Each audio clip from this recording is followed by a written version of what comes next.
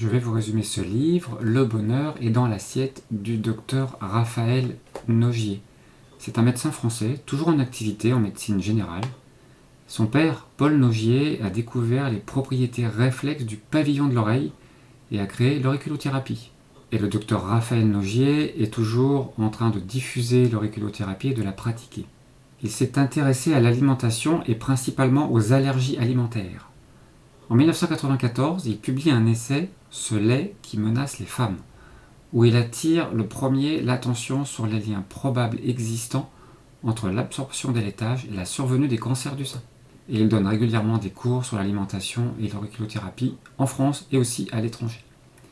C'est une édition de septembre 2003 de 264 pages, dont nous allons voir la table des matières. Elle est assez détaillée et il y a beaucoup de rubriques différentes. On va en parcourir quelques-unes, mais comme vous pouvez voir, il aborde du coup beaucoup de sujets. Ici, ce sont les maladies et l'alimentation, pour essayer de relier les différents aspects des maladies et des causes probables liées à l'alimentation. Et à la fin, nous voyons quelques conseils de recettes. Dans la première partie, il nous parle des aliments de manière assez macroscopique pour nous détailler tout ce qui est eau, sels minéraux, protéines, etc. On va trouver par exemple ce genre de tableau où pour les acides gras, on va retrouver ce qui sera oméga 3, oméga 6 en fonction des différents types d'huile. Une description des vitamines pour savoir où on les trouve. Puis il nous parle du système digestif avec un schéma assez simple ici. À chaque fois dans le livre, il y a beaucoup de chapitres et à chaque fois c'est assez simple et assez bien résumé. L'idée est de faire un minimum de physiologie pour comprendre grosso modo comment nous fonctionnons, pour pouvoir mieux assimiler les principes abordés dans ce livre. Il va par exemple nous expliquer le rôle des villosités intestinales et de la barrière intestinale, sachant que le rôle sera important pour tout ce qui est allergie abordé par la suite. Deuxième partie, l'alimentation selon les âges et les situations. Par exemple, il nous dit que pour le nourrisson, c'est le lait de la mère jusqu'à 4 mois. Pour l'alimentation de l'enfant, on va préférer à heure fixe, et il nous indique que l'enfant n'a pas besoin de laitage. Il nous parle aussi de l'alimentation du sportif. On peut voir par exemple ce genre de tableau qui va nous indiquer, en fonction de l'absorption de certains types d'aliments, le nombre de calories apportées et le nombre de minutes de marche, natation, etc. pour pouvoir brûler ces calories. Je ne pense pas que ce soit fondamental, en tout cas à regarder après dans la vie de tous les jours. Par contre, ça peut être intéressant pour avoir une indication entre ce que l'on mange et ce que c'est censé apporter comme quantité d'énergie au corps. Il nous parle de l'alimentation des personnes âgées, avec les changements liés à l'âge qui peut être utile d'avoir des repas plus lents et moins copieux. Pour l'alimentation de la femme enceinte, on va rester sur des conseils en kilocalories et des conseils divers par rapport aux apports qui doivent être augmentés. Troisième partie, les maladies et l'alimentation. Par quel mécanisme une maladie peut-elle provenir de l'alimentation ? Des maladies peuvent provenir de l'alimentation en excès, comme le diabète et la goutte, ou de carences, comme le magnésium. D'autres peuvent provenir de déficits enzymatiques. Nous avons une catégorie sur les allergies, soit immédiates, soit retardées, avec souvent une problématique des protéines du lait ou des aliments riches en histamine. Et enfin, une partie peut être due à l'acidité de l'alimentation. Pour les jeunes enfants, il nous indique d'éviter les protéines étrangères trop tôt, que ce soit lait de vache ou des farines. Il y a un risque de passage de la barrière intestinale et de maladies auto-immunes. On peut voir dans ce tableau les fréquences d'apparition des allergies au lait de vache pour 100 enfants, en fonction de l'âge des nouveau-nés. Il convient d'y penser quand il y a des phénomènes étranges pour des très jeunes enfants. Souvent penser au lait pour ceux qui donneraient du lait hors du lait de la mère. Il nous donne différents conseils pratiques et il insiste sur le fait que le lait de soja peut être risqué aussi car il y a des allergies croisées dans 30% des cas. Il y a aussi les allergies alimentaires retardées ou allergies cachées. Les allergies cachées sont souvent dues à des intestins poreux. Il nous explique ici que les lymphocytes peuvent attaquer les protéines en cause et créer par la suite des réactions qui vont aboutir à une érosion de la muqueuse intestinale pour finir par créer des porosités. À chaque fois, il nous liste les potentiels aliments qui peuvent créer tout ça. Donc y penser en cas de troubles intestinaux, de migraines, d'eczéma, etc. Il nous parle de tests divers dans la kinésiologie qui est intéressante pour pouvoir aborder ce vers quoi il faudrait mieux éviter de se tourner pendant un certain moment. Et il nous parle aussi des tests d'éviction de 15 à 30 jours où il convient d'éliminer les éléments supposés poser problème, et surtout réintroduire un aliment à la fois. Pour les allergies cachées au laitage chez l'adulte, ce sont principalement les femmes, surtout celles qui n'ont pas été allaitées étant petites.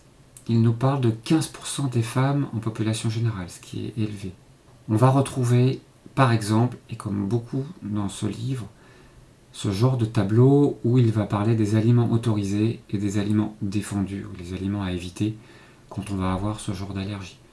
Donc quels que soient les sujets, on va retrouver ces tableaux-là assez détaillés qui peuvent donner des indications pour ceux qui débutent, car effectivement, typiquement, les produits industriels vont souvent utiliser des produits laitiers. Il nous parle des intolérances au gluten, des céréales, qui peuvent apporter malaise, fatigue, maux de tête, des problèmes de transit, de l'apathie, une tension artérielle élevée. Et il nous dit qu'ils ce sont souvent des femmes, et souvent avant 35 ans, qui sont concernées par ce genre de problématiques. Et bien sûr, attention aux nourrissons. Dans les régimes, il va nous proposer différentes catégories comme ça d'éléments autorisés et d'éléments à éviter. Et il nous dit aussi qu'en général, c'est assez long pour pouvoir sortir de ça. Il nous parle de 6 à 12 mois. Donc on rentre dans un processus, là encore, d'essai-erreur pour voir ce qui nous convient ou pas. Bon, une petite parenthèse sur le gluten. Le gluten moderne est dangereux. Je vous renvoie à ma vidéo sur le gluten qui est problématique. Il a un conseil important, c'est du pain bio avec du levain, qui fera que ce gluten sera beaucoup moins agressif pour nous. Et d'éviter bien sûr tous les produits industriels qui contiennent des blés modernes, rajoutés un peu partout. Plus on fait notre cuisine nous-mêmes, et mieux on s'en portera par rapport au gluten. Il nous liste aussi des médicaments qui contiennent du gluten, et la liste est très longue. Quelles sont les causes des allergies alimentaires? On peut avoir des nouveaux aliments, par exemple, qui n'étaient pas présents avant, comme le kiwi. Certains médicaments modifient aussi la perméabilité intestinale, et la pilule contraceptive aussi. On va pouvoir avoir des allergies alimentaires secondaires à cause de ça. À savoir aussi que plus on consomme un aliment en grande quantité, plus on a de chances d'y devenir allergique. Il nous parle des aftes reliés à l'alimentation, en nous listant les produits à éviter, et en nous conseillant par exemple la propolis. Quant au reflux gastro-œsophagien et l'alimentation, il nous conseille d'arriver à maigrir et de limiter certains aliments, et par exemple aussi de surélever la tête de lit.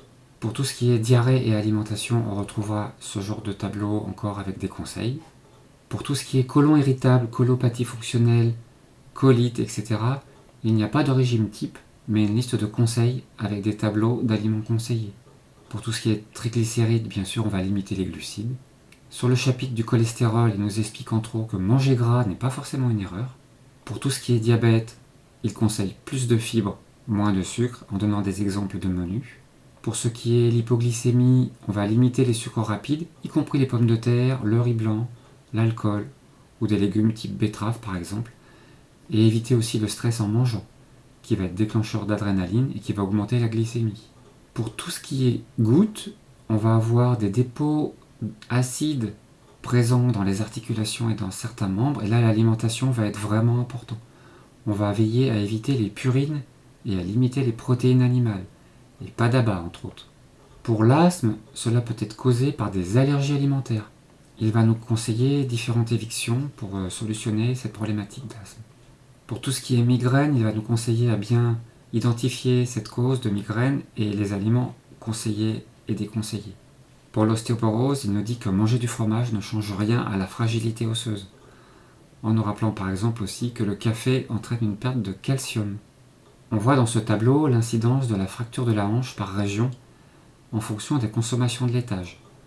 Je vous laisserai mettre en pause et jeter un coup d'œil.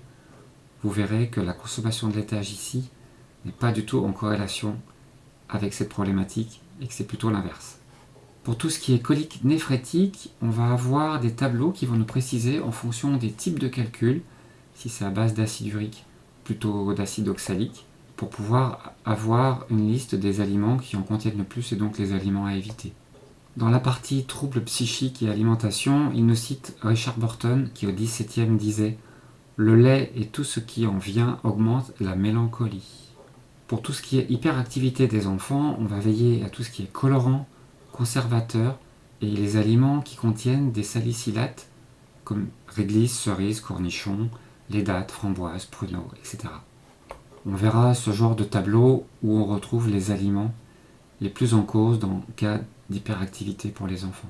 Dans la partie troubles du sommeil et alimentation, on va retrouver les laitages et le chocolat, en méfiance car il peut être cause de troubles nerveux mineurs. Il nous conseille de se lever le matin à heure fixe, entre autres. Pour ce qui concerne les infections urinaires à répétition, il nous indique de faire varier rapidement l'acidité des urines pour que les bactéries présentes dans le système urinaire ne puissent pas se développer. Il nous met en garde par rapport aux céréales, au fromage, aux poissons, aux volailles, aux viandes de boucherie ou aux eaux acides. Pour la perte de cheveux, par exemple, il nous dit de favoriser les aliments riches en fer et en magnésium. Pour la partie cancer du sein, vu ce qu'il a étudié, il y a pas mal de détails dans le livre. On voit par exemple ce tableau ici qui met en relation la consommation des différents produits avec les cancers du sein. Pour y jeter un coup d'œil, c'est intéressant de constater là encore qu'il y a vraiment une incidence de certains aliments par rapport à la présence de cancer du sein. C'est une corrélation, c'est pas forcément directement une causalité, mais néanmoins, je pense que c'est à prendre en compte. Dans la 4e partie, nous avons quelques recettes et quelques conseils. Tout un chapitre sur une cuisine sans gluten avec une trentaine de recettes, comme par exemple ici une petite crêpe aux œufs durs et jambon, qui au passage est sans lait.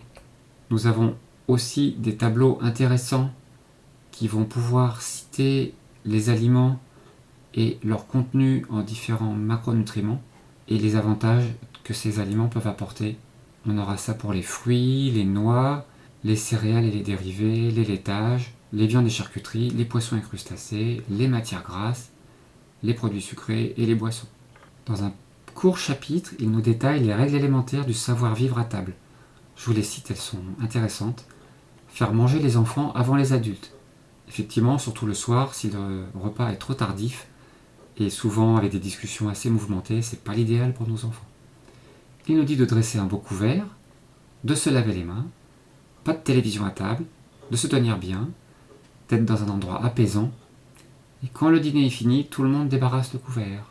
Il nous dit que personne n'a le monopole du cœur. Autre chose surprenante à mon sens, ce sont les 10 règles d'or de l'Organisation mondiale de la santé, qui nous dit de choisir des aliments ayant subi un traitement assurant leur innocuité, du lait pasteurisé et non cru, de faire cuire les aliments à au moins 70 degrés, de consommer les aliments immédiatement après leur cuisson, de conserver les aliments cuits avec soin, soit à plus de 60 degrés, soit à moins de 10 degrés, de réchauffer les aliments cuits à au moins 70 degrés, d'éviter tout contact entre aliments crus et cuits, de se laver fréquemment les mains, de nettoyer fréquemment la cuisine, de chasser de la cuisine les rongeurs et les insectes et les autres animaux, et d'utiliser de l'eau pure.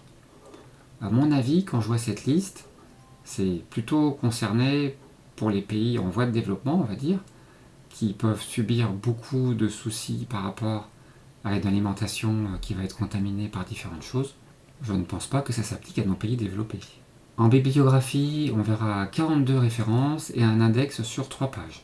Quant à mes conclusions personnelles, je pense que ce livre est adapté pour une personne qui débute, qui commence à se poser des questions de santé en général, et une personne qui se demanderait quelle pourrait être l'implication de l'alimentation sur sa santé. Et à travers ce livre, elle va pouvoir découvrir beaucoup de sujets différents pour se faire une idée et commencer à apprendre des choses nouvelles. On aura un peu de physiologie, très résumé, mais qui permet d'aborder entre autres le système digestif et la problématique intestinale qui touche potentiellement un grand nombre de personnes. On y voit en grande ligne comment relier potentiellement maladie et alimentation avec les allergies potentielles au lait et à ses dérivés. Nous avons des données multiples sur de nombreux sujets qui vont nous permettre d'aller plus loin et d'améliorer notre compréhension. Maintenant, comme beaucoup d'autres ouvrages, tout n'est pas à prendre au pied de la lettre, confère cette liste de l'OMS qui, à mon sens, n'est pas du tout adaptée à tout à chacun, mais les informations apportées peuvent nous permettre de commencer les changements et d'observer les résultats. Comme toujours, j'encourage à noter et à rentrer dans une démarche très individuelle et très engagée pour pouvoir aborder des changements de manière douce aussi, ne pas aller trop vite. Et bien sûr, après, nous pouvons continuer avec d'autres ouvrages ou un accompagnement personnalisé pour pouvoir affiner de plus en plus le sujet de l'alimentation, en sachant que l'émotionnel n'est jamais bien loin. Voilà pour le résumé de ce livre.